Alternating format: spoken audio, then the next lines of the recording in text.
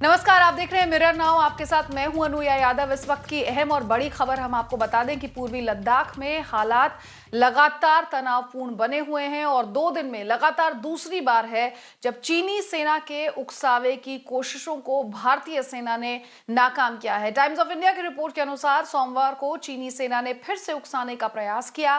पैंगोंग टिसो और स्पैंगोर गैप में भारतीय पोस्ट के करीब चीनी सैनिक पोजीशन लेने का प्रयास कर रहे थे, लेकिन चीन की नापाक साजिश को भारतीय सेना ने विफल कर दिया। वहीं मंगलवार को चीनी सेना के कई वाहन एलएसी से सटे चुमार के नजदीक आए। हालांकि घुसपैठ का प्रयास नहीं किया गया, जिसके बाद भारतीय सुरक्षा बलों ने एहतियातन इलाके में अपनी तैनाती को बढ़ा दिया है।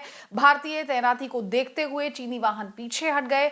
भारत ने चुशुल में भी सेना की तैनाती को बढ़ा दिया है।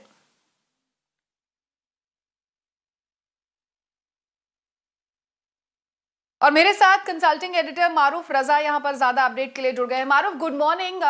सबसे पहले समझना चाहूंगी कि क्या ये रणनीति है, यहां पर घुसपैठ कहीं और करना चाहते हैं और ये सिर्फ डाइवर्जनरी टैक्टिक है?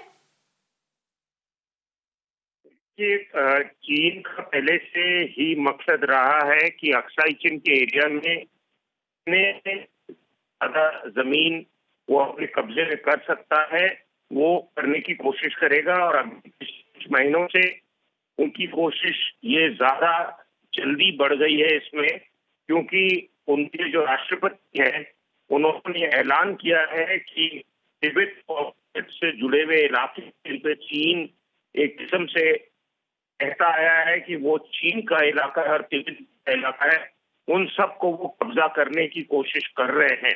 दूसरी बात यह है कि अक्साई चीन खास करके चीन के लिए बहुत अहमियत की जगह है, क्योंकि वहां की जितनी नदियां हैं, पेंगोंग त्सो एक खास लेक है जिससे भी एक नदी जाती है, उसके पानी के ऊपर जितना भी कब्जा वो कर सकते हैं वो करेंगे। और दूसरी बात यह है कि अभी पड़ने से पहले पहले जितना इलाका वो ले सकते हैं, कि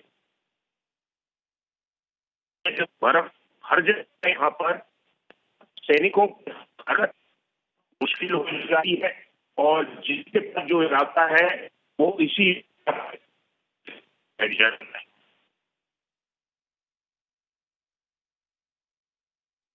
मारूफ, देखा जाए तो खबरें ये भी आ रही है कि यहाँ जो बाकी के बॉर्डर एरियाज हैं, यहाँ पर फिर चाहे नेपाल बॉर्डर हो या फिर ट्राई जंक्शन एरिया हो उत्तराखंड और सिक्किम का, वहाँ पर भारतीय सैनिकों की तैनाती जो है वो और बढ़ा दी गई है और चौकस रहने के लिए कहा गया है।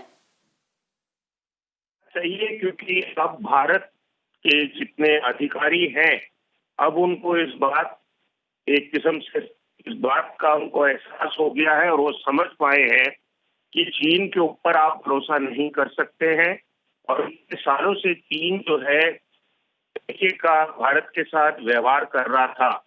एक तो उसकी कोशिश थी जितना भी भारत के साथ ट्रेड और व्यापार कर सके, जिससे वो पैसे बनाए और भारत के मार्केट का फायदा उठाए, वो की बातें बोल बोल के करता जा रहा था।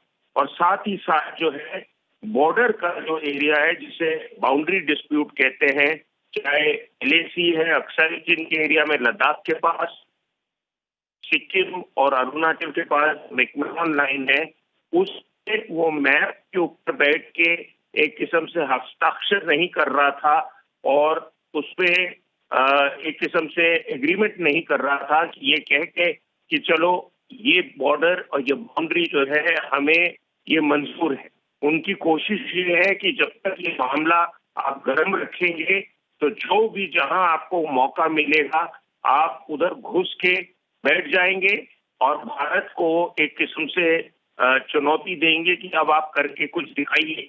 भारत की कमी ये रही है कि भारत के जितने अधिकारी हैं ज्यादातर साउथ ब्लॉक में, उन लोग के दिमाग के अंदर एक किस्म से नेहरू जी के टाइम से चला आ रहा है एक किस्म जो हमारी पॉलिसी है उसी पे कि चीन को भड़काओ मत, क्योंकि चीन आपको बहुत नुकसान पहुंचा सकता है।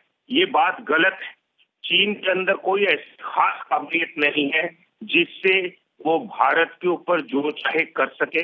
अगर भारत की सरकार चाहती है, और अभी लग रहा है कि अब उनके ऊपर प्रेशर आया है भारत की सरकार के ऊपर कि कुछ कर दिखाएं, तो उनको खाली सेना को क्लियर हुक्म देना पड़ेगा कि जहां जहां हमारी टोलियां बैठी हैं, मोर्चे हैं, वहां भारत की जमीन चीन को नहीं, जो हमारा इलाका हम मानते हैं पड़ता है, तो उनके ऊपर गोलियां भी चला सकते हैं।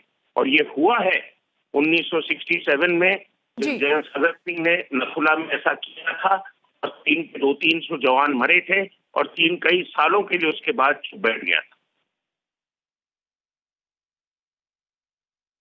ठीक है, शुक्रिया मारूफ इस तमाम अपडेट को हम तक पहुंचाने के लिए। आगे भी इस बड़ी खबर पर कुछ अपडेट होगा तो आपसे लेते रहेंगे। एक और अहम खबर है जिससे अपने दर्शकों को हम रूबरू करा देते हैं।